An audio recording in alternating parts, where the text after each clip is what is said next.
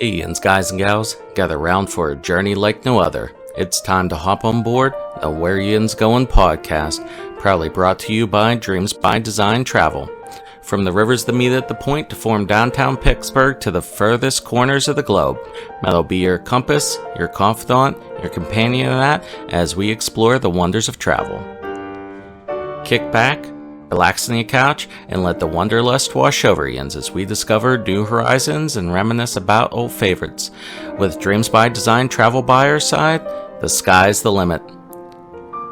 Join Matt on the Where Yinz Goin podcast because when it comes to travel, the journey's just getting started. And now, without further ado, let's give a shout for your guide through the highways and byways of travel, the man with a map, the voice of the steel city, Matt Trader. How Yinz doing? Welcome to the Where Yinz Goin podcast, brought to you by Dreams by Design Travel. I'm Matt. I'm your host. Joining me again today is the best boss in the world, Donna, who recently got to visit Disneyland Resort and, more importantly, got to see the recently opened Pixar Place Hotel and the villas at the Disneyland Hotel. So welcome to the podcast, Donna.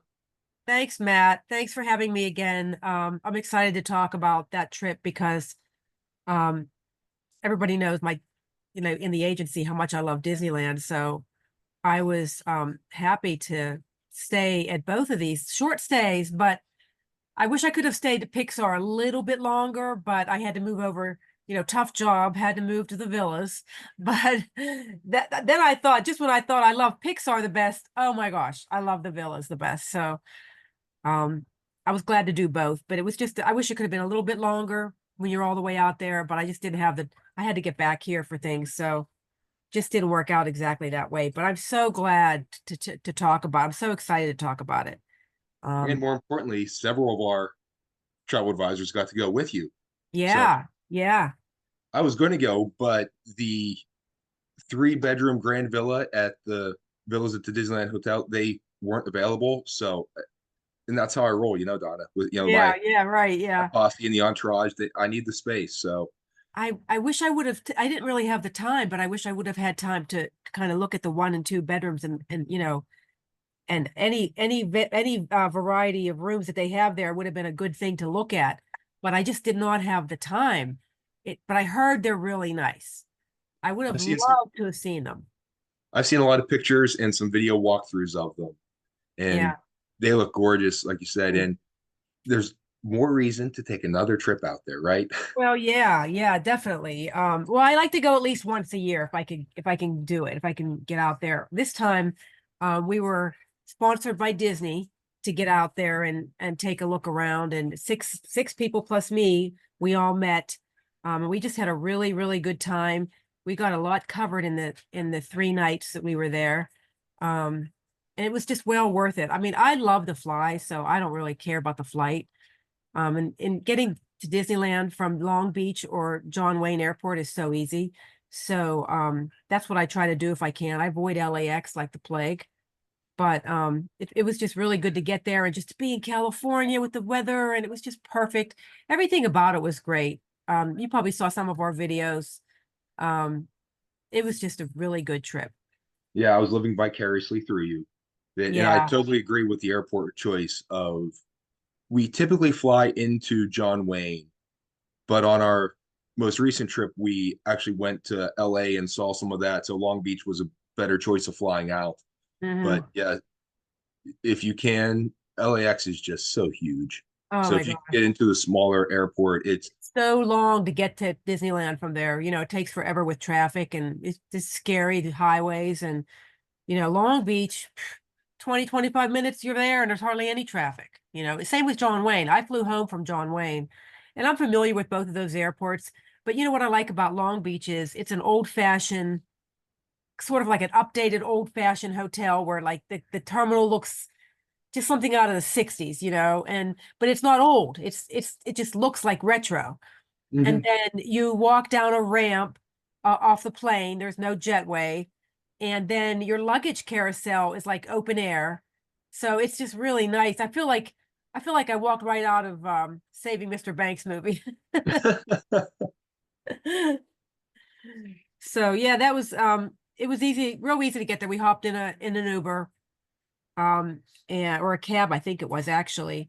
And then they just dropped us off. It was like a late arrival. So I really didn't I went up to the rooftop where the pool area is for club level.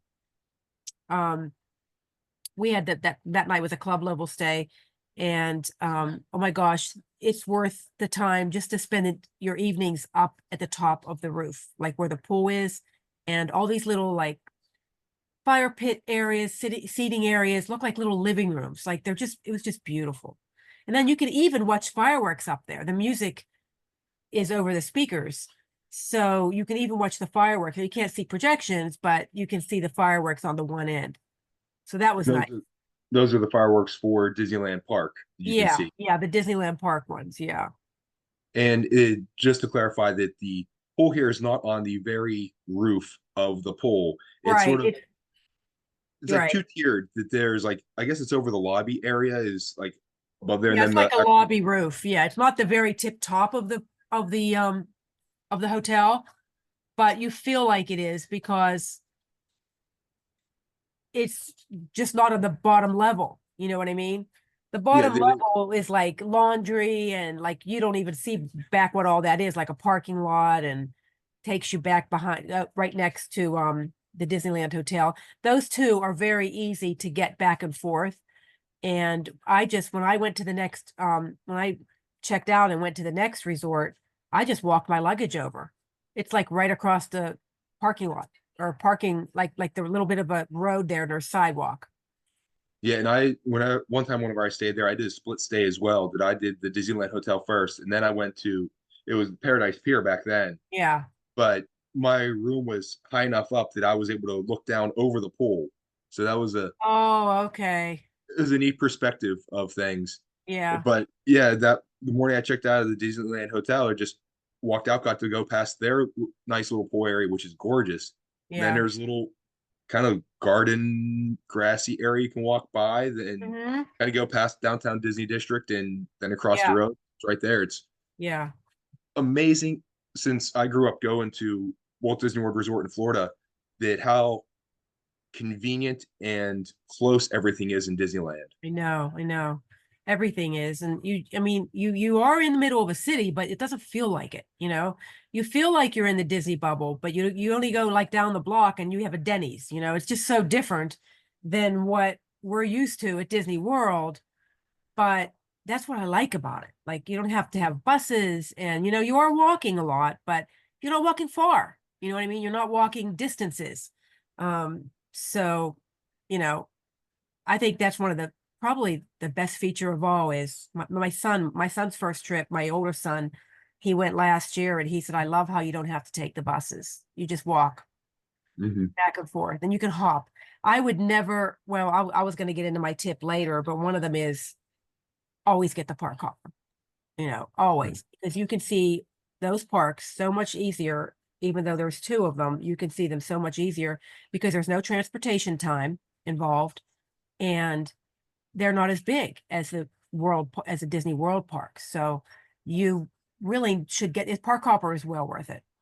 And if anyone wants a very good comparison of how the Disneyland Resort compares to the Walt Disney World Resort, a couple episodes back, that's exactly what Stephanie and I talked about, Yeah. and was episode 7 that aired the end of May. Oh, So okay. Okay. yeah, we get into a whole lot more details of size and everything else. Yeah. But yeah, Yeah. the Disneyland Park and Disney Grand California Adventure, or excuse me, Disney's California Adventure Park are across from each other. That you walk out one and you are facing the entrance to the other, and there's a little plaza that it's maybe 100-yard walk to get to the other one. Disney's California Adventure was built where the original Disneyland park Parking lot. Yeah. parking lot used to be. Yeah. Yeah. Mm-hmm. So I agree that you can park hopping, you can almost literally do hopping. Did you, yeah, really, literally. Did you know that the Disneyland park could fit into the Magic Kingdom Disney World's parking lot? Yeah, it's Disneyland Park is like 107 acres, and the Magic Kingdom parking lot is like 125. Yeah. that puts it in perspective. I never use that parking lot either, so I don't know. Another thing, like I noticed, you had mentioned in my notes here, the history of the Disneyland Hotel. That's why I always wanted to stay there. That's what drew me to that hotel in the first place. And while it looks really different than 1955 or even 1965, I mean, it does look different now. There's no marina. I mean, the shells of the buildings are in the same places the way they have them, but they're just completely different. The monorail doesn't go out there anymore like it used to, but there's still a monorail. It just doesn't go that far out. But yeah, the history. I took a history a course of Disneyland, the resort as a whole. I took a course on that, and I attended a presentation one year at D23, the history of the Disneyland Hotel, and that was really good. Like they had some people there that had been there back then, and we got to hear how things were when Walt was there and the owner Jack Rather and then all through the lobby of the Disneyland Hotel are all these pictures, framed pictures of what it was like back then.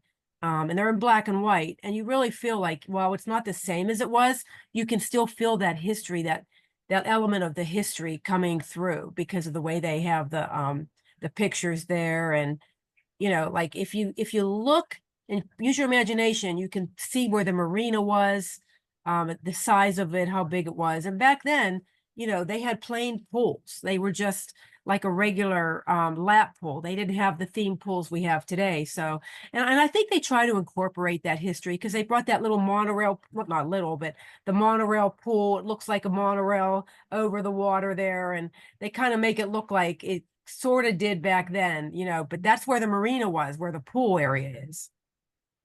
Yeah, and so just to give a little bit more background information on this, and so that's our topic for today. We're going to discuss the Disneyland hotels. And so there are 3 Disney-owned hotels. As we mentioned, the Disneyland Hotel, which now has the new villas at the Disneyland Hotel.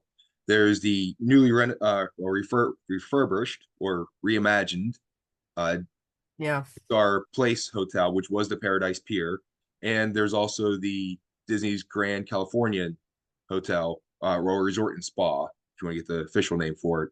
So yeah, as Donna mentioned, the Disneyland Hotel, it did not open exactly when Disney World did. It came on a few months later, October 5th, 1955. It was not owned by Disney. It was owned by Jack Rather.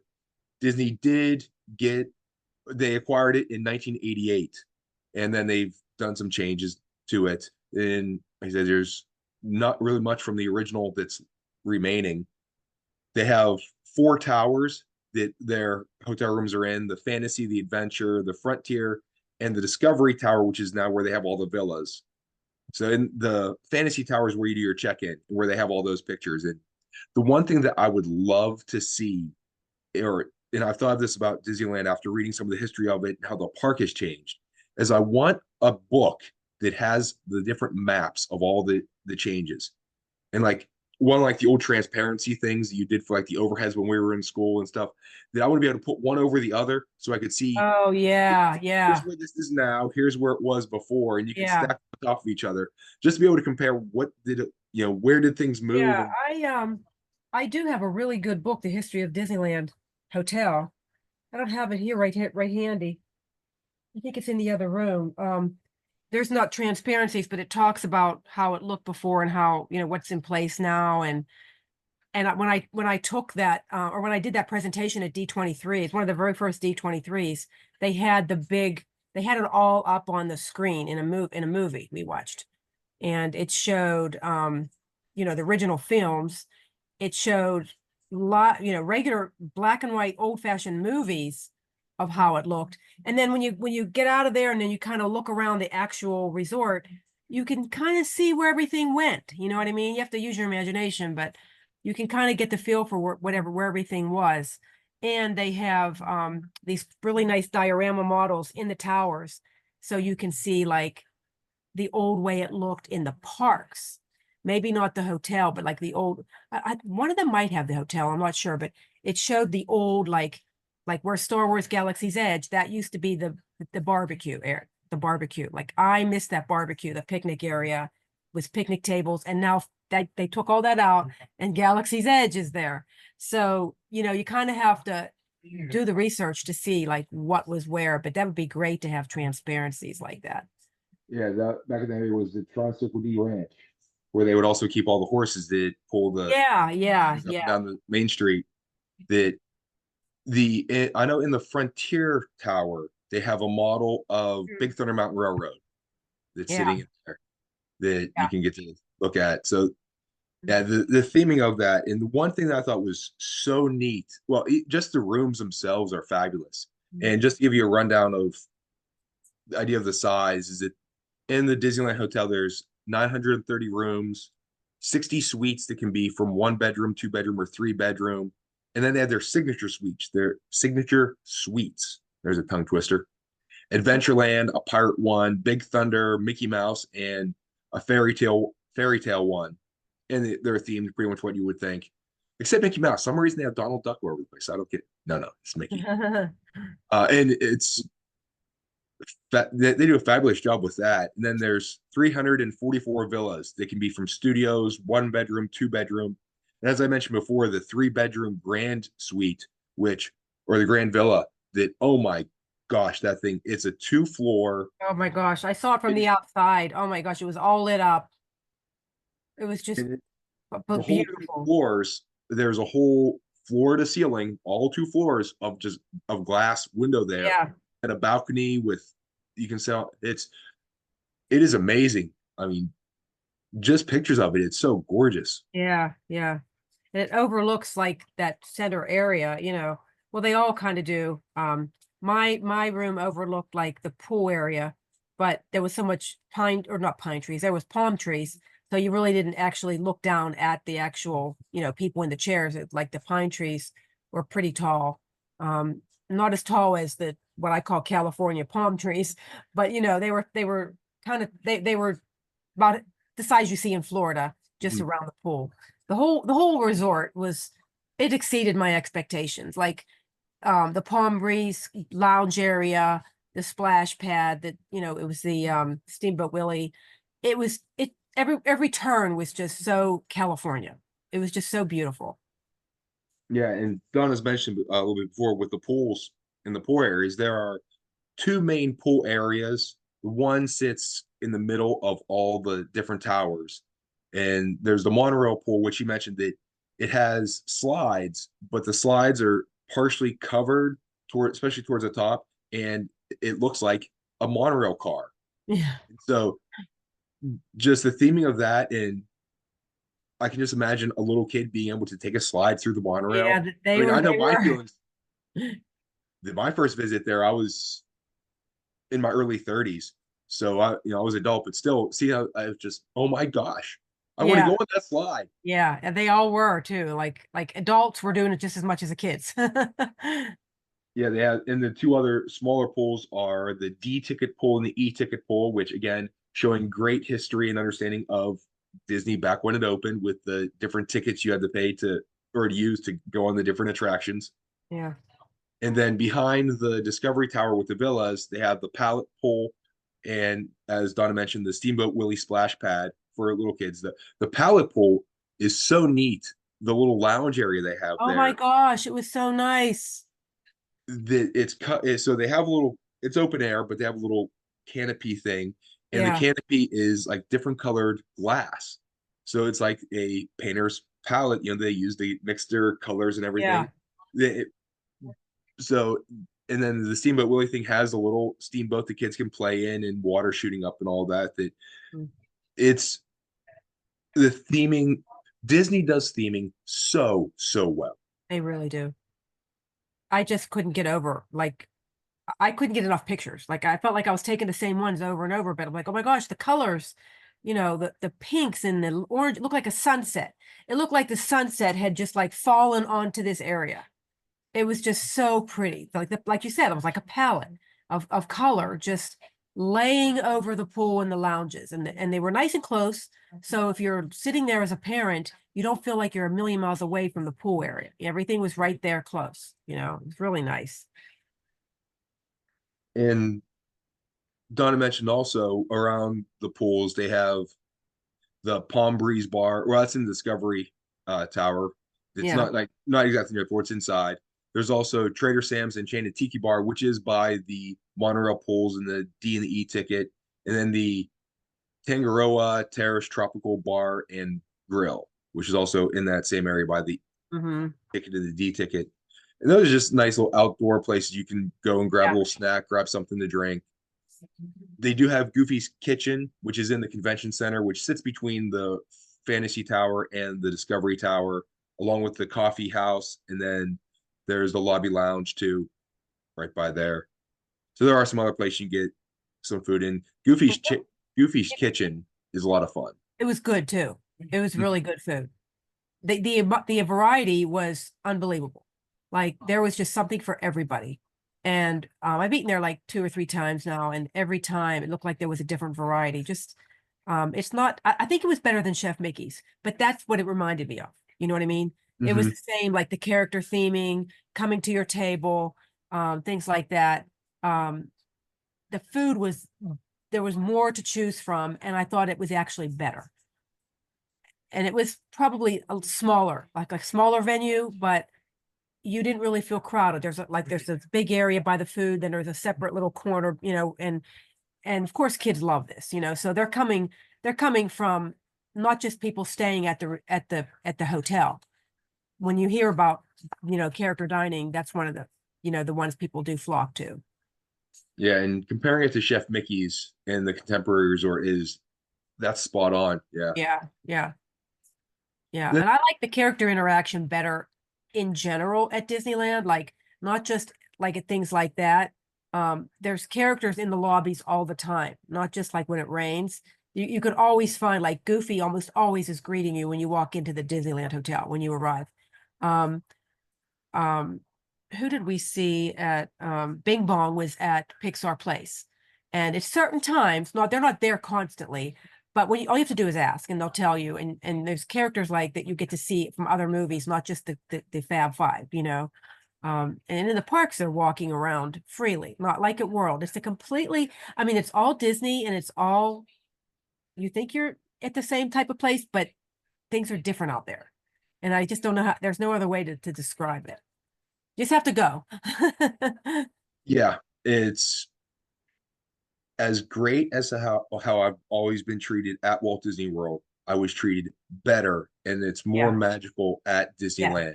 Yes. The fact that Walt Disney walked in that park, Yes. something special about Yeah. I can't even describe it. Like, I mean, I don't know. Maybe it's because I'm just such a Walt.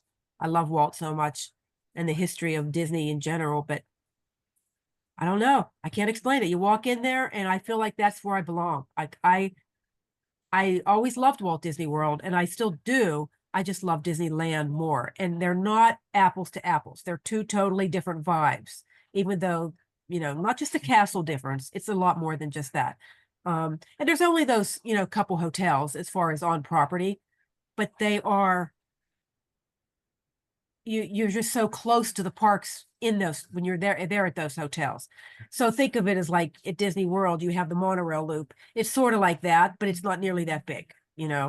Um, you're just so close you can walk to everything all the time. it. And I compare it even to for Walt Disney World being at the Yacht and Beach Club or the Yes. boardwalk of being able to just Yes. stroll right over Right. to Epcot and a little bit longer walk down to Hollywood Studios. Yeah. Yeah. It's like that. Like, it's like that. It's that's all stretched out because there's more space. It's all compact at Disneyland, but you have that plus the history. So I Mhm. don't think you can beat that. You know, if you're a Disney person, like most of all of us are, but a lot of my friends are, and it's just it's a long way to go from the East Coast, but it is just so worth it. Um, and I know I'm getting on a tangent on the parks. We should stick with the resorts, but they're just so close. I feel like it's all one big thing. There is an atmosphere to it, and to Yeah, understand the atmosphere of the resorts, you need to understand the atmosphere of the parks as well, and of just Disneyland Resort in general. That yeah, there is a different vibe to it, and I think partly it could be that it's the Southern California vibe. versus It is that, yeah. Florida. Walking around the hotel, Disneyland hotel area, you do have that outdoor fireplace with the couches. And the walkways are lit. There's little nooks and crannies, expansive lawn areas, gazebo. People have weddings there. One year we had the summit opening night there, the welcoming night. So it's not just all about the pools and the gift shop and all that. It really is somewhere where like there's the convention area there. There's a lot of big gigantic meeting rooms like where we have the summit. So while you feel like you're in a small hotel, there really is a lot more to it. And that's why they have every once in a while, every couple of years or so, they'll have the summit out there because we need all that space. But yeah, there's all those lawn areas, the grilling areas. California, Disney Grand Californian has big grills and picnic tables. And you wouldn't even know it's there if you didn't know better. Like you just have to know where to go for these things, And then once you find them, you can see like you could actually have a family cook out, like you could have almost like Fort Wilderness, like there's just that little areas where you can do that. And the park is literally steps away from that, Oh yeah, the teacup chairs in the lobby. That's another nice really touch. Cool. Yeah, that is another nice touch. Yeah. Yeah, the small chairs and the Disney cartoons on the TV. There's just so many little things. And it seems like the kids are not you see way more kids at Disney World than it seems like you don't see that many at Disneyland as much. I'm not sure. Maybe it's because the locals don't go as much because they're right there. They don't go all the time. And people seem to fly in to World more than they'll fly from other countries to land. It's at least that's what I observed before. Even the one time, I think it was my first trip out to Disneyland, that I was videoing something in downtown Disney, and the one guy questioned me, he's like, are you going to use that for promotional purposes? We're like, oh, no, I came for He's like, oh, you flew in for this? Oh, okay. So he was kind of surprised that I came as far from Pittsburgh to see it. Yeah, they always said, wow, you really came far. I'm like, yeah, I guess, but it's Disneyland. Like, I don't see like who wouldn't want to come here from anywhere. but other people are like, oh, there's so many more parks at Disney World. Don't you go there? Well, yeah, we go there way more often. But this is a special place to me, It's a special treat when I go there. I don't get tired of it. I don't get tired of World either. But if someone said, where do you want to go in the country to a Disney park? It would be Disneyland, hands down, And it would be in that Grand Villa. Oh, absolutely. Yeah. So, yeah, as Don mentioned, they have in each lobby, and this is not just at the Disneyland Hotel, this is in all of the Disney hotels, both in Walt Disney World and in Disneyland, that they have a little TV or near the check-in counter with little chairs the kids can sit on and watch Disney cartoons while the parents are checking, which is such a great idea. That I know that sometimes, especially if there's a line where you have to do something to check in, or there's an issue you have to talk to them about, whatever, to have something for the kids to do to occupy their time, so they're not trying to climb on everything and run off and do whatever. Yeah. Yeah, and that's go back a long time. My kids, my youngest is 29, and they had that when he was little. So that's a very popular feature, so that they've continued it throughout the years. One thing I noticed I want to think about before I forget. It seems like the rooms are going back, like the DVC villas, the new ones they're building, they're going back to the larger rooms. When like Old Key West was always my favorite one at Disney World, and it's huge.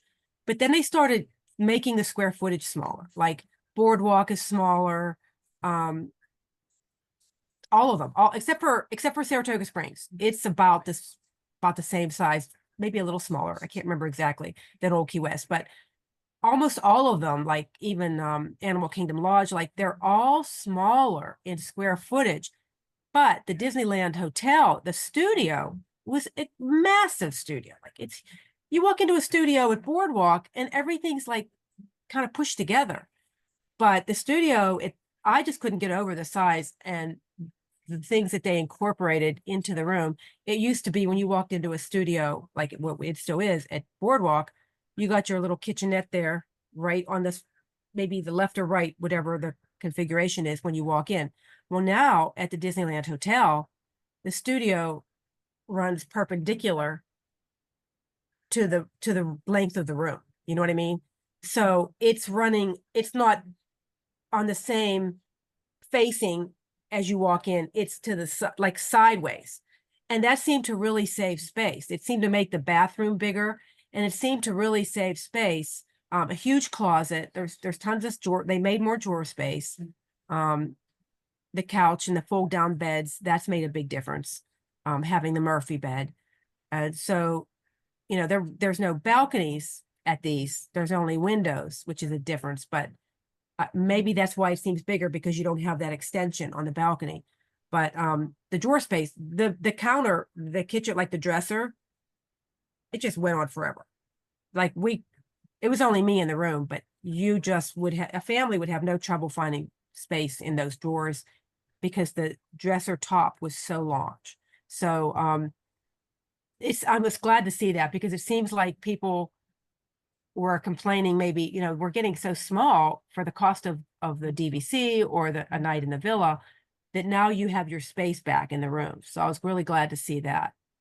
And that's one thing that I'm a DVC member, and our home resort is Saratoga Springs. We typically do stay at the Old Key West when we're in Walt Disney World. And yeah, those are the largest, and that was the original.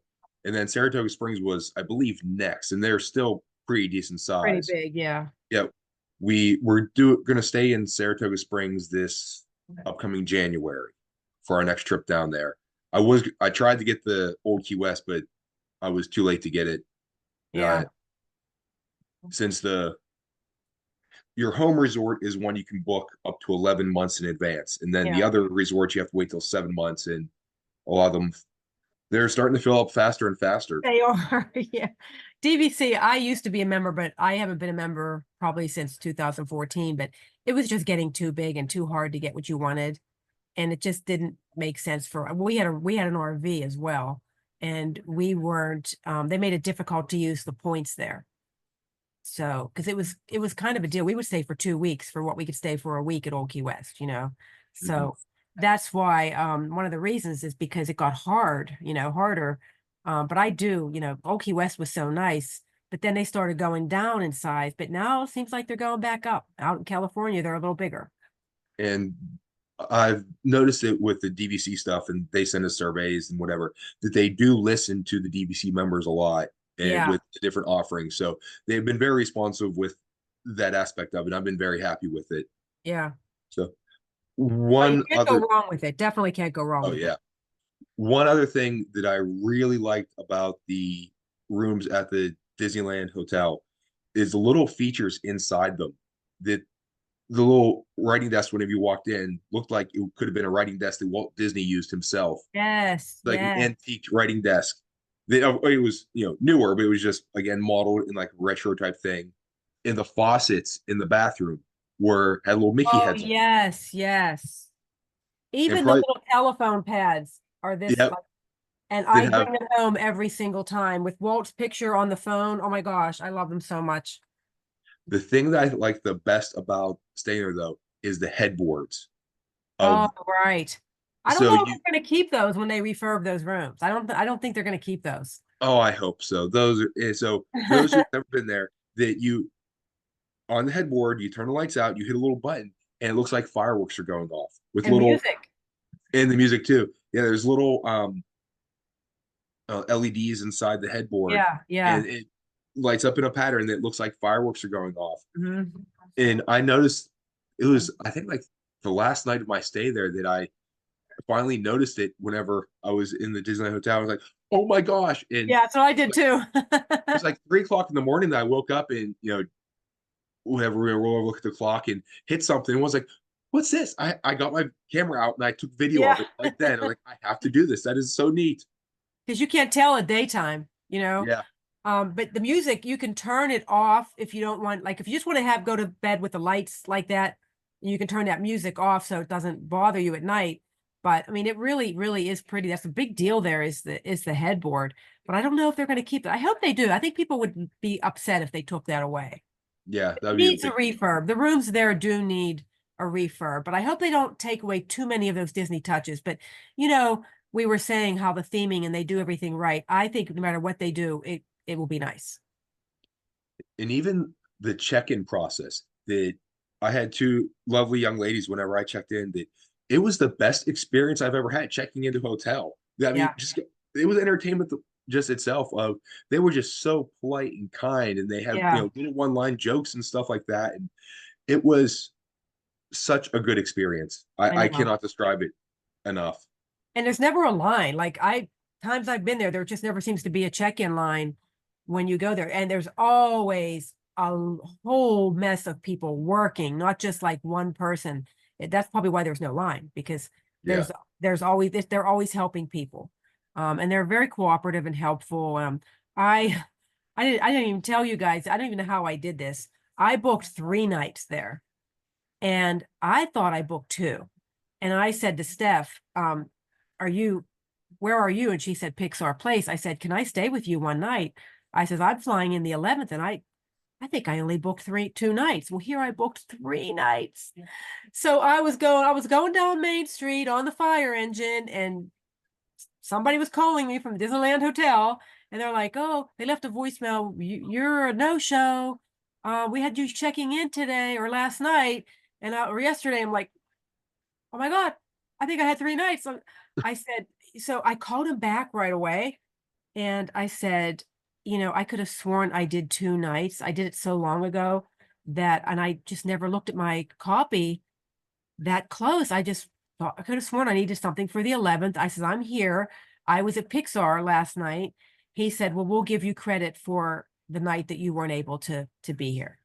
So that was really nice. I didn't eat, like, he just like offered the credit, and that's a 500 some dollars. Yeah. So you can't, and and that was a villa, like the studio, and you cannot, beat that kind of hospitality, and they just were so nice to do that for me. I did something similar to on a trip to Walt Disney World, that I was there for like a week, and I booked like a 6-day ticket. But then in my mind, I was thinking, because I wanted, that arrival day if I wanted to go to the parks. But then I Right. forgot about that night. In my mind, I was thinking, just go the next day. And the whole day I'm arriving like, man, I wish I had that extra day. I could have gone. And then when I finally went to check in, like, oh, it's 6, it's like, man, I could have been there. Oh yeah. I was in the boardwalk, and I was still enjoying the boardwalk area and the Yeah. Yeah. yacht and beach club and everything. But I was like, I don't believe it. So Yeah. always check and double check your Yeah. stuff. Right. This is why you need a travel advisor to Yeah. double We check need that them and too. tell it We need for you travel to remind advisors you. too. That I could have definitely used that whenever I was there. So, but was there anything else you want to add about the Disneyland Hotel Not before? about that one. No, like All right. that's So let's just jump love to the it. Grand Californian. It opened January 2nd, 2001. It has a few more rooms compared to the Disneyland Hotel. This one's 948. Fewer suites, only 44 of them. But again, it has 1, 2, and 3 bedrooms and their signature suites, the Arcadia, the Arroyo, El Capitan, and the Mount Whitney. So you notice a theme there. And then they have some villas too. There's 71 of them. Again, studios, 1 bedroom, 2 bedroom. The 2 bedroom lock off, and then a 3 bedroom grand villa. The lock off is pretty neat, that it's a combination of a 1 bedroom and a studio that kind of share an entranceway. So you go into one door, and then there's a door to your left and right. One goes to the studio, one goes to your 1 bedroom. So they could sell them separately, but if you wanted a 2 bedroom, you could combine those together, and then you would have that little entryway that you could close off and still go in between your 2 rooms without having to go outside into the hallway, which is a neat design. Yeah, it is. They have those at Walt Disney World too. I believe I had one of those at the boardwalk one time that I went off, and it was in that entranceway.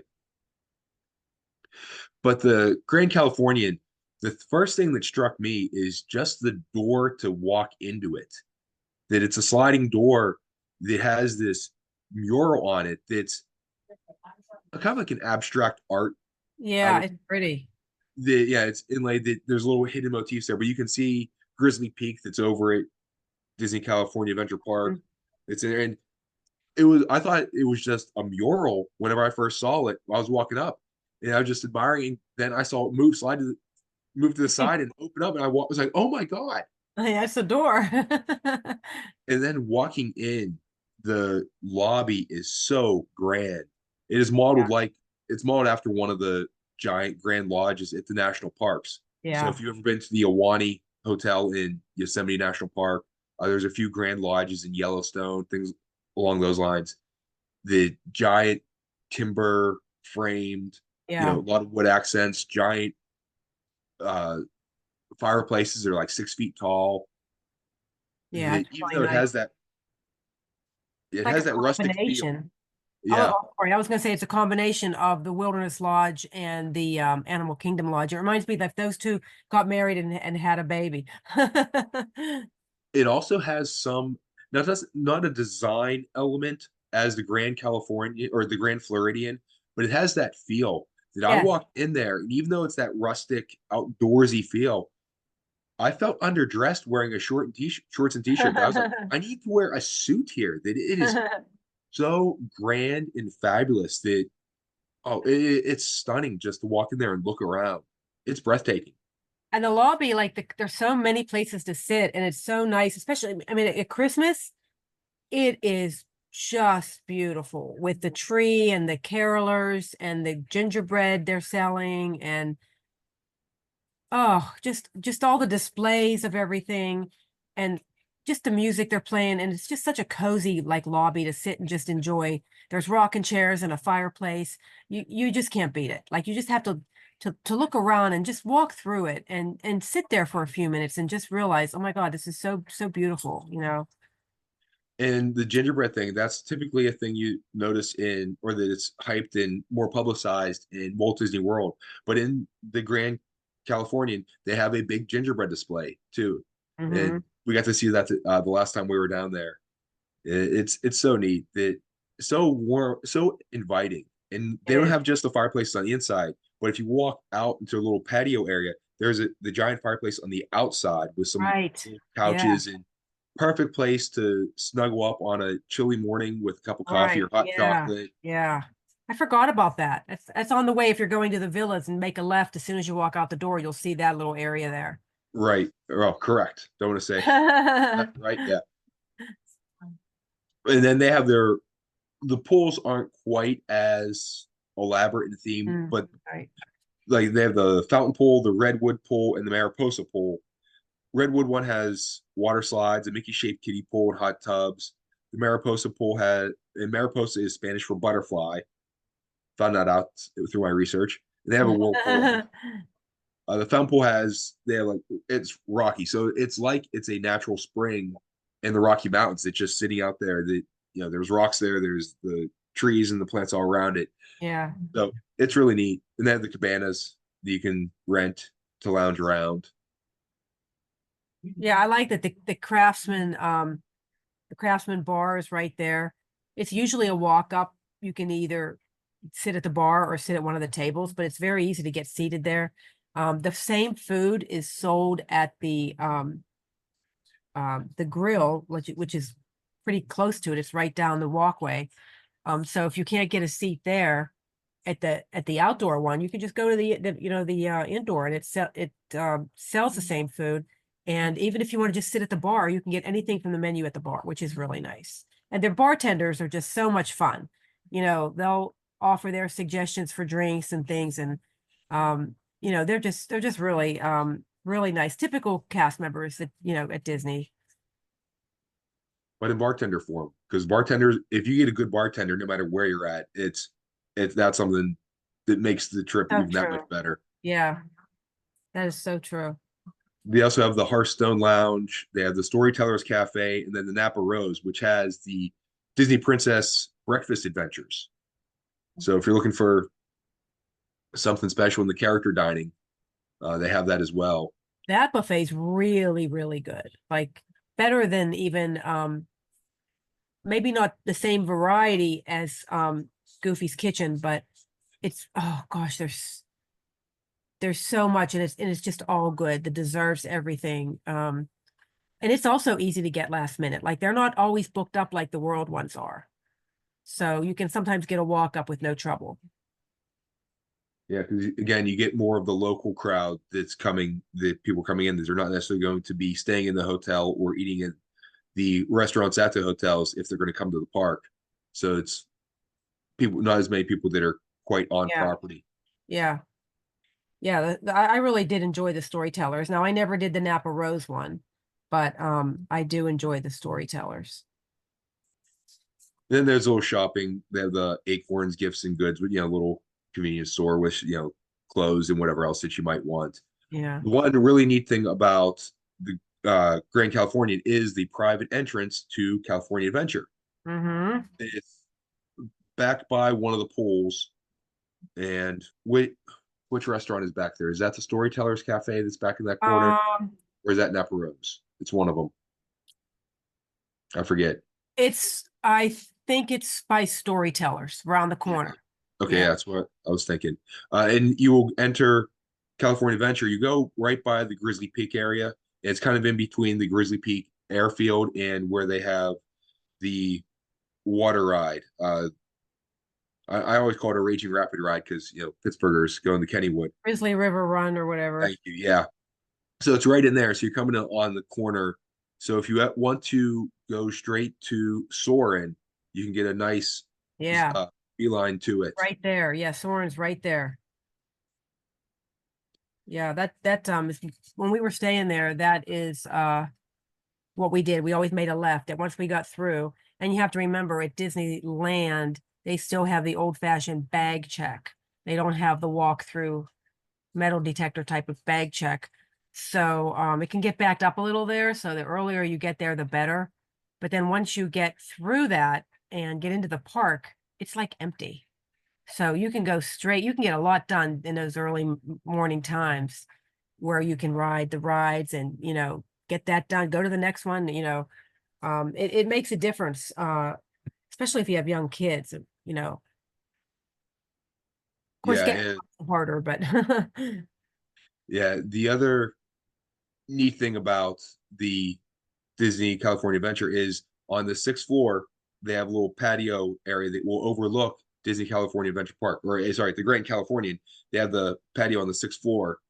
oh yeah, Overlook the park, and you can see the World of Color show there, or just go up there on the afternoon and just relax, or getting your coffee in the morning and just looking out over the park while it's kind of quiet and everything. That it's a neat little area that you do need your card to get up there though. So you do have to be a hotel oh guest. yeah, yeah, you do, yeah. And another neat thing is that the monorail actually goes through the hotel. Now it's not like the contemporary where it'll stop there and you can actually see anything. It just kind of cuts through one little corner of it. And you got to go through a tunnel Yeah. going through it. You have to actually be right there when that happens. You can see it, but you can't enter or ride it from there. It's just kind of like split second going past the area. Yeah, and it comes right out from the front of it. So if you're standing out front of the Grand Californian, you'll see the monorail go by every once in a while. And even inside the Grand Californian, there is a little sitting area, a little garden area kind of in the middle that you can see the monorail track goes right over that. Right. Yeah. Yeah. Sometimes they'll have like rehearsal dinners and, different little events there. It doesn't hold a lot of people, but yeah, that's a good place to see the monorail come by. Yeah. I forgot about that. Yeah, I camped out there for a little bit with my camera to get pictures. So yeah, good idea. Yeah, it's a great hotel. My son, when we stayed at the Disneyland Hotel last year with my older son, he flew down from Oregon. When we walked through Grand California, and he goes, "Why are we staying here? I don't understand. Why are we at the other one?" I said, "Well, because that's where Disney put us at the other one. This wasn't a choice." in my room, whenever I stayed at the Grand Californian, overlooked the park, and it was down in the end where Goofy's Fly School is. So now it's the Pixar Pier area. That just to be there at night, I was going East Coast, so the first day there, I was still kind of on East Coast time, so I was going to bed a little bit earlier. Wait to be able to see the park at night all lit up. That area of it is more like a traditional amusement park type thing with some of the attractions they have there with the Ferris wheel and the roller coaster and some of the other spinny rides like the Yeah. swings. That just to hear that ambient sound. And Yeah, I noticed that too. Like, that you could hear the clicking of the rides, whatever, and then the kids like laughing and from Goofy's Sky School there, that the screaming. Oh my gosh, probably me. We rode it. I mean, I have 2 bruises on my arm from that ride, just banging off, going around the corners, but it was so much fun. yeah, that is a You rough hear ride. that You have to there. hold on. But That's the, also, go ahead, Donna. no, I was gonna say that's the closest ride, that and those planes to that Yeah. entrance right there. And even in the morning, and again, East Coast time, so I was up kind of early to wake up and to overlook a Disney park that early in the peacefulness of it, because the chaos that you're going to see later on there, Yes. just the liveliness, to see them quiet. That's something I've experienced also at Disney World. The staying at the boardwalk, I've had rooms that one had a view of Epcot, so I could see Spaceship Earth. And Mm-hmm. either late at night or early in the morning, they keep it lit up sometimes overnight. Yes, they do. Yeah. And then another time on the other end, I could see the Tower of Terror. Right. And Yeah. you wake up whatever, like 2 in the morning, you just look out your window and you see the Tower of Terror still just lit up a bit. It was Mm-hmm. like kind of an eerie purplish glow. Yeah, sort of. Yeah. There's something about that again, it's the Disney magic that makes your trip that much more special. Yeah. To see those Great unexpected. way to start the morning. Uh-huh. Yeah. Yeah, it's something you don't expect to see necessarily. Yeah, I totally agree with that. I mean, I'm a morning person, so I do look out. If I have a good view, I'll check out that view in the morning. The boardwalk, when you go on the balcony, the boardwalk's real quiet. The games are closed. A vast difference from later in the day when you can hear the ding dong bells and the boats going back and forth. And even when it's like that, I love it because I know I'm there. Those sounds tell me you're at Disney World, you're at Walt Disney World, or you're at Disneyland. And if you are an early morning person and you stay in that boardwalk area, the early morning strolls along the boardwalk, it's so peaceful Yeah, and nice, relaxing way to start the day. yeah, yeah. And Disneyland has those areas and moments too. Um, it's just, I think, well, with Disneyland Hotel, you don't have that balcony, but the whole walkway area, and at nighttime it's lit up with tiki lights. Oh my gosh, it's just so pretty. Plus, you have downtown Disney District, which is right next to the Disneyland Hotel. So, for those unfamiliar, on one end of the Disneyland property is the Disneyland Hotel. You walk through the downtown Disney District, and then you get into, and coming that way, you go to your left to go to Disneyland Park, and your right to go to the California Adventure Park. And as you're walking through downtown Disney, there will be a spot off to the right that you can go straight into an entrance for the Grand Californian, and then the Pixar Place sits back a little bit off that, like a road over. Like if you would go Yeah, through then the California Adventure and get in, you would get to there. yeah, yeah, yeah. Speaking of which, though, Pixar Place, unless you had anything else you wanted to add about, No, I just love the whole place. yeah. So Pixar Place opened in 1984 as the Emerald of Anaheim Hotel. Disney bought it in 1995 and it was the Disneyland Pacific Hotel. In 2001, changed themes to the Paradise Pier Hotel. Although, well, changed names. I don't know if it changed themes too much. And then just was reimagined into the Pixar Place Hotel.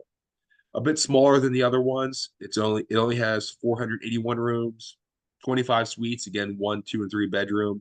And the signature suites are the Pixel one and the Sketch one. But we already talked about some of the pools there. They have cabanas you can get, and the Finding Nemo theme pool. So that's the theme of it. They have Crush's Surf and Slide. They have Nemo's Cove, which is a little kiddie pool. They have a whirlpool there. Donna mentioned little fire pit things and like little calling like a little living room set is probably the best Yeah, thing. It's yeah. like little couches or little chairs. You They know, even have like little, like it's almost like not a cabana, but there's like pillars that it kind of enclose your section. So, and those are just set around the area. And then the fire pit area doesn't have the pillars, but it's still, there's several of those around the area. Like it's just, and there's no lights, hardly any lights up there. except for the fire pits and like the lights that are strung across, it's just so nice. I just loved it. I And didn't use the pool though. I didn't use the pool because I was only there. I was only there the one night, so we got in late. So I talked with a few of the agents and gave everybody a hug, and then we were out of there. the food there, they have the Great Maple restaurant, the Sketchpad Cafe, and I love this with the theming, Small Bites, which is by the pool, and Bites is Bytes. So it's like the computer thing, like Wreck-It Ralph type Yeah. thing. And the shopping is Store E, STOR hyphen capital E. So it's playing off of Wally, and it spells store, but the way you pronounce it, Yeah, it's Store E. clever. It is just so clever. I don't know how they think of all that. I didn't even get a chance to go in there, but it's pretty big. As far as souvenir shops or gift shops or whatever you want to call it, it's a pretty big one. Probably as big, maybe a little bit smaller than the one in Disneyland Hotel. Definitely bigger than the Grand Californian gift shop. Yeah, that one's not very big at all. And I Oh, do like that private entrance that you get now with but people were using the Grand Californian entrance and they put a stop to that. But they gave them their own entrance, and it's pretty nice in itself. yeah, so you cross the street, you go through a little private pathway, and you get into California Adventure Park. Now, be aware that this does not take you to Disneyland Park, it's only to the California Adventure Park. So if if you have a park hopper and you're trying to get to Disneyland early, go straight to the entrance of Disneyland. But if you're going to California Adventure, this one will come out on Pixar Pier by the Corn Dog Castle, in right in that little area, so not far from the Silly Symphony swings. And again, get there early because the line will back up a bit. And I know Stephanie mentioned that location does not open for the early entry. I think she said Okay, that does not. Okay. So you would have to go to the Esplanade area and make a right to California Adventure if you wanted to enter early there. Go in the front. Yeah. Okay. The decorations in the lobby for Pixar Place are fabulous. That they have the lamp from the Pixar logo, Luxo, on the ball there, and just the murals on the wall for all the different Pixar movies. Really nice. It really is. Everywhere you look, there's some type of Pixar movie reference. Yeah, and there's so many of them too that it allows for a lot of variety. I mean, even the costumes that the cast members wear, are inspired by all of that. And the lighting on the outside of the hotel is like the Pixar colors, the blue and the red and the black, and it's just all kind of like goes together. You can tell where you're at. Definitely. They also have the Pixar Shorts Court, which has some interactive games like a beanbag toss thing and a shuffleboard. Now, the shuffleboard thing, they have it in, I believe it's Spaceship Earth over in Epcot. That you have this little, like, it looks like a shuffleboard stick that you would use as a little crescent thing on the front, but then projected onto the floor are different things that you can use that special shuffleboard thing to like move them around. And when it works, it's great. The technology was lacking a bit. One of the things that I thought was really cool, and I'm not sure of the hours, but they have if you walked through the entrance and went straight through, they would have, when they call him Joe, I think his name is Joe. And I'm trying to think, oh my gosh, did I miss the I think it's from Soul, if I'm not mistaken. Yeah. But he plays the piano in the lobby, and the one they have doing that looks like he just came out of the movie. I mean, he wears the hat, he has the exact glasses, and he'll play the Pixar songs right there in the lobby. I did a little video clip of him And people were stopping and clapping and for because I don't know the hours though. We just happened to come upon it. I had heard about it, and then we were walking to the Disneyland Hotel, and we walked past where he is there in the lobby. He's tucked away in the corner under the stairs, but you can hear it pretty loud. It's just neat to think that they would put that type of theming, to think that they found somebody. They must have searched someone that looked just like him, and they have the glasses and the hat and everything just to play in that lobby. Yeah, that's a really, really nice touch. And I've seen pictures and video of him, and I agree, he is spot on Yeah, he what he really looked is. like in the movie. Yeah, Stephanie had told me he was, but then we saw him. I'm like, oh my gosh, you're not kidding. Like he really is. So, and one other thing they have in Pixar Place is an enterprise rent-a-car. So if you need a car, you have a place you can get it from there. So, but Oh yeah. while you were on property, you really do not need a car at Disneyland Resort. Oh no, you really don't. Unless you're very brave driving those roads to get there. Yeah, we last trip there, we did go to LA and we rented a car and drove up there and braved the highways and everything. So, but Very brave, very, very, very. I don't even like being a passenger on those roads, let alone be a driver. Oh my gosh, no, that's not me. I trust people with the experience of doing it, but it's still a little, when you're trying to cross lanes, and I don't know, it's nothing like driving around here. That's for sure. driving in Pittsburgh is definitely an experience. Although anyone who's going to Pittsburgh, if you fly into the airport, take 376 and go through the Fort Pitt tunnels, and you will Yeah, be treated with a gorgeous, gorgeous view of the city. yeah. Now, going the other way, when you have to go across the Fort Pitt Bridge to go through the tunnels, and It's like California. oh my goodness, especially because you're usually in the right-hand lane, you have to go across 4 lanes to the left-hand lane, and Yeah, it's hard. Can't never there's, get used to that either. Once there's an you're past that, though, it's not bad. old saying in Pittsburgh is you can't get there from here. That's true. So is there anything else that you wanted to mention, Donna, with any Oh, of the that covers them all pretty well. As you were talking and I was talking, I was picturing these things in my mind, just like reliving the experience. And I don't know. That's the one place when I go, I think, should I add on here? Should I add a night here? Because I don't want to leave, It's just so nice and laid back, and the hotels are relaxing. You could go to these hotels and not even go to the parks and still have a really good time. Oh, absolutely. And that's for Disney World as well. Yeah. Oh, And of course, definitely. Disney World has so much other stuff to do. But Yeah. yeah, just these resorts there, they are resorts. You could Right. go there and just spend it, just do Right. your vacation there. Right. Usually people go there for 2 to 3 days to Disneyland. My first trip, I stayed 5. Yeah. Well, that's about what you need, really.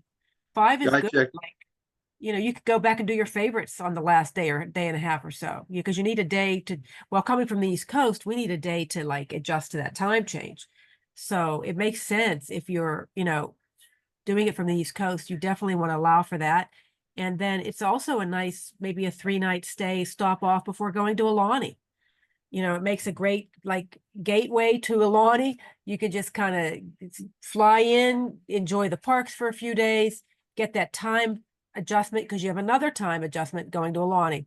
So you may as well stop at Disneyland and start your magic there. And it's another reason to go to Disneyland, which, Yeah, yeah, as if you need a reason just to, oh, it's right. Disneyland, so go. Yeah.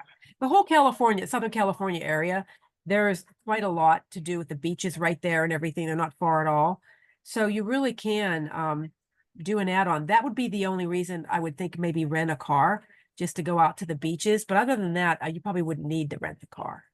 And that's what we did. That we had our Disneyland portion that we just stayed there and did whatever. And then whenever we were Yeah. going to leave, then we rented the car to go do our Good other idea. thing. Yeah, that's why they have it in the hotel for people that want to do that little side trip.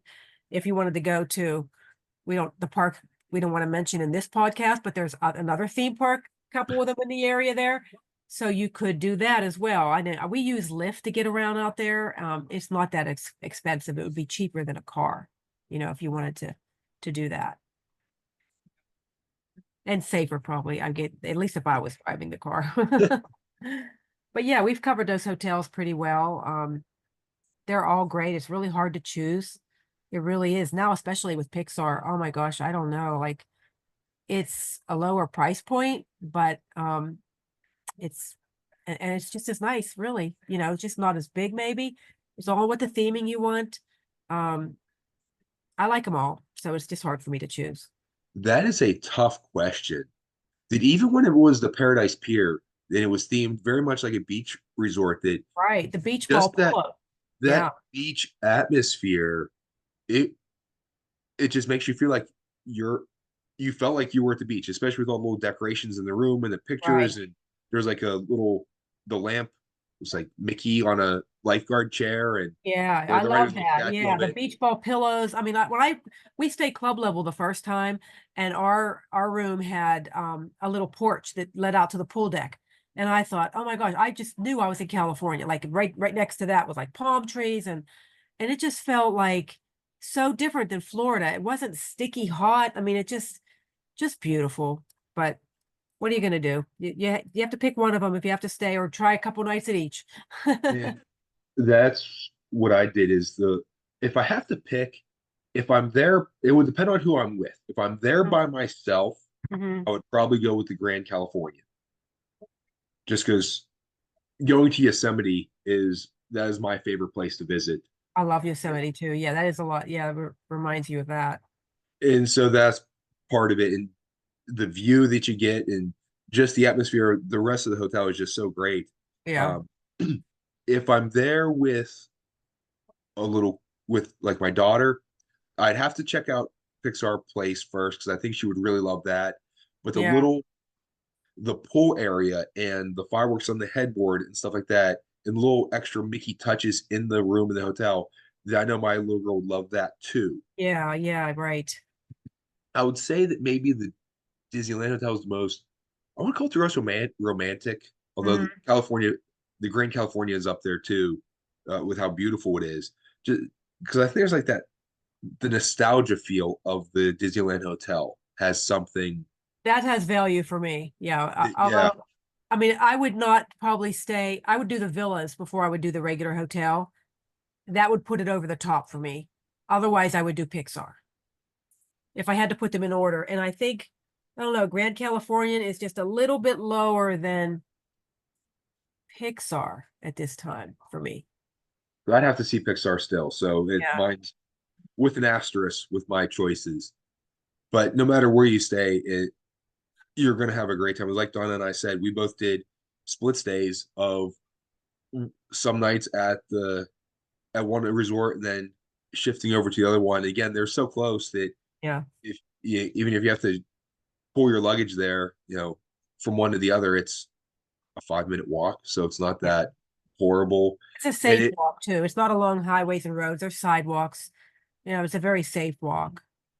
yeah, and going from Disneyland hotel to the Grand Californian, you can walk through downtown Disney. So there's no motor traffic whatsoever, well, other than maybe maintenance people coming around. But yeah, You're it's right. True. and I do recommend that if you have trouble deciding, do a split stay, experience Yeah. them all. And actually, we're going to get to that with my travel tip. Uh, I'll just jump into it now. Is that no matter which one you do stay at, if you do just stay at one of them, visit the others. Right. Good Again, the one. split stay is nice, so you can get into the rooms for all of them and experience the atmosphere in a little bit more deep, a little bit more of length of time. Yeah. Yeah. And even if you don't stay on Disneyland property, go visit the hotels. You walk around either the day you arrive, the day you leave. If you need a break from the parks or some evening, go look at them. Just because it is definitely worth the trip. That even whenever we're in Walt Disney World, we usually one of the days we'll get kind of tired of waiting in line or whatever it is, and we'll Yeah.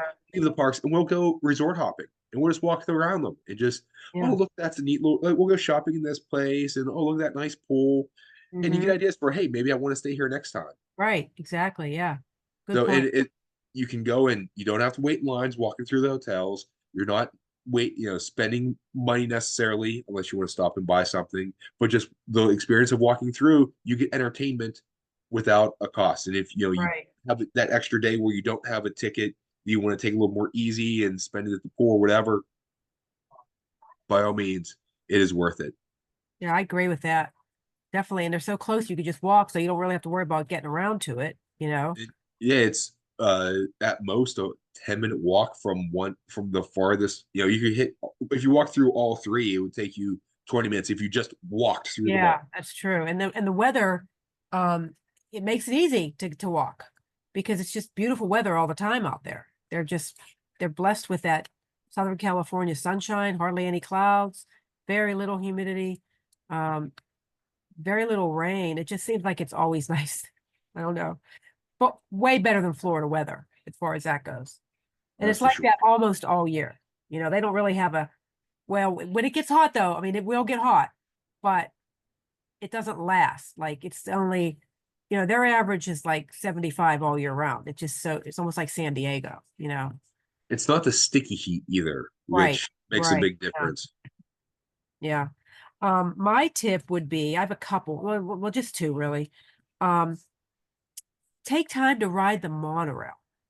Like well, this is just Disneyland tip in general, but you can get to it easily from the resorts and you can enter in downtown Disney and ride it right through the park. And that'll save you steps, for the end of the day. It'll take you, and the monorail there is better because you can ride in the front if you want. They'll beep the horn for you if you ask them. And it's just nice. And then you can ride it back out as well. And it'll bring you back out into downtown Disney. Now my tips are not really resort related, these two, but I just think it's important to get that monorail experience. Remember, there's no air conditioning on the Disneyland monorails. It's just windows being open, which really seems strange, but it's a different kind of monorail than what we have. Another thing too, if you're out at Disneyland resort area, is do the rides that are different from the same rides or exclusive to Disneyland. If you don't have much time, make that your priority so you can see the differences in the rides. Like Pirates is different, Space is different. And then do the rides that are like Mr. Toad. We don't have that at Disney World. So concentrate on those rides. There's originals from 1955, like Casey Jr., Storybook Canal Boats. Even though they're slow loaders and their queues are tiny from 1955, they're fun and they're different, and you won't get those anywhere else. So that's what even though this trip there wasn't time for that, but that's my tip. Do the things that you won't be able to see at Walt Disney World or see anywhere else. Yeah, they still have the Snow White, Sierra Adventures of Snow White, Pinocchio. the Yeah. Matterhorn. Yeah. Yeah, there's so many nice ones. No. Okay, Siri's talking to me now. Oh. Siri started talking. So, one note on the monorail is that it goes into the park. So Yeah. it's not just transportation. It actually takes you into the park. Yeah. You go into Tomorrowland. And so if you want to, if you're there early, you want to get into that part of the park, to begin with, it's great. You do need your ticket into the park to get on the monorail though. Yeah, you'll need a ticket. Yeah. And I guess there was bag check, but no, there's no bag check because you were bag checked coming into downtown Disney. So Yes. you don't have to deal with that part of it. But once you give your ticket, you got up on the platform, it'll come flying in just like they do at Walt Disney World. And then you'll see a little bit of backstage area, but it's just kind of neat because it'll take you up over the park, through the park. You go around a little bit around the submarines, and you can look down into the water. It's just a neat experience going into the park. Like I wish like the other monorail did at Walt Disney World. Yeah, and it gives you a nice so if this is your first time going in, it kind of gives you a preview of sights to see, which is why Walt designed it this way. Yeah. Of coming in, it takes you a little bit over to Tomorrowland and Fantasyland a bit because they're right next to each other. Yeah. You see, like, it's a small world, and you get to see again that overview. You see things from above, help you orient yourself of and it builds the excitement of, oh, look at that, I want to go on that thing, like Yeah, the yeah, uh Alice Adventure Wonderland that you have. yeah. So, again, the more things you don't have, and the teacups are different too.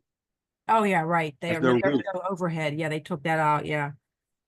and Um, so and then the ride out too, and the seats face outward, so they don't face each other. It's facing outward, so right, it is designed right. for you to look out Watch at. your head. It's a low overhead even for me. Like you got to kind of be careful you don't hit, you got to watch your head on that. But it's really a neat ride, and it's not as I don't think there's as many trains, monorail trains as there are at Disney World, but it's just neat the way it goes in and then it'll come back out and bring you back out. I just really think it's a neat way to get around. Now your first day, Stephanie and I, even though she goes all the time, we wanted to experience walking under the train station and seeing Main Street the way it was meant to be seen in the morning like that. So we did that the first day, but then I rode the monorail. They were already back into the park on another day, and I just hopped on that monorail and took it all the way back to Tomorrowland. And then I walked over to Big Thunder where they were. So that saved me a lot of steps. It was a good use, and I wanted to ride it anyways. So especially if you have kids. I mean, they're gonna like my boys love the monorail. It's like a train to them. So we always want to make sure the kids, see the monorail. They can look out the window. You just, they're not high windows, so you just want to make sure they don't throw anything out. Yeah, especially if the windows are open. Yeah. Yeah, they're usually open too. Yeah, so you want to make sure that they know that is open air. It'll hit somebody. Yeah, the trip into the park is a little bit more scenic than the trip out. Although the trip out does go Right, through at least the front end of California Adventure Park, and right, then again right. going through the Grand Californian into downtown Disney. But we so it is also closest to the Disneyland Hotel. So if you're in the one of the other two, it might not necessarily be the best way to save yourself steps. It might, if you're especially if the Grand Californian, you might be better off just walking to the entrance. Right, right. It does depend on um I came from the Disneyland Hotel entrance, and they have a Yes, it was, new entrance there now. It's completely different than it was before. It looks newer and it is newer, but I don't know that it's any faster. It seems slower to me to get into the parks this time. But once you get through there, and there's still construction in that area. They're working on some different buildings. But once you hit the monorail entrance area there was no line. Like I literally walked right up onto the platform, gave my ticket, showed my phone, walked up to the platform. Monorail came very quick. It was very quick getting in there, and it's no more than, I don't know, 6 minutes, maybe 6 or 7 minutes of a ride to get to the back. yeah. So we ride it just to ride it. But usually we're in the park and That's we'll what I be like, mean. Yeah. hey, let's take this. It's a nice break in the day. Yeah. And we actually, I was kind of disappointed our last trip that we took it from Tomorrowland. We took it out to downtown Disney and walked around a little bit. And we went to get back on it, and it had malfunctioned. We couldn't ride it back into the park. Oh, yeah. Oh. It was And late it enough has at night. weird hours. You have to kind of check Yeah. out the hours. It's not like all the time, like World. It has these weird operating hours, and sometimes it is because it just needs a break. It just needs a break from because there's only that one track. There's not like one to Epcot. Like there's you have to just check out those hours if you really do want to ride it and figure out when you want to do it. And that's my tip. Wonderful. So, if you have a destination or experience that you'd like to have us discuss on the Where Yinz Goin podcast, or if you'd like to share your favorite destination or travel tip, then feel free to contact me. I'd love to hear your feedback and ideas. Speaking of which, Donna, you kind of mentioned it. We didn't formally address it. Your favorite place to visit or a place you'd like to visit the most? I know the last time you said Disneyland. This time you kind of mentioned it again. I know if you wanted to stick with that or if you wanted to bring up another one. But if that's your Other than the Pacific Northwest area with when visiting my son, it's still Disneyland. you did add the actual bit, staying at the villas at the Disneyland Yeah. Hotel as the Yeah, and checking out new places kind of makes it like a different vacation. So it's the same location, but it's a different experience. So I feel like it was did this last time was totally different than my other Disneyland trips. So I feel like it was a new thing for me. But other than that, you know, my son's Pacific Northwest area, he's taking us to national parks and all over the place. That's always going to be my number one, because then we go as a family. We don't do the parks too much as a family anymore because we're on all different directions now.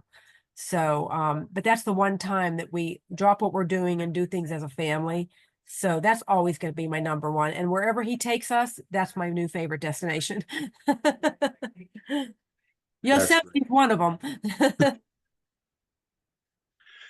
So, and again, anyone, if you like what you heard today about the hotels at Disney Resort, let us know and we can help you plan a trip there. And so you can experience some of this magic too, that I think it came across very abundantly about how much Donna and I love it out there. And just how amazing of an experience it is, that, you know, we'd love to help share that with you as well.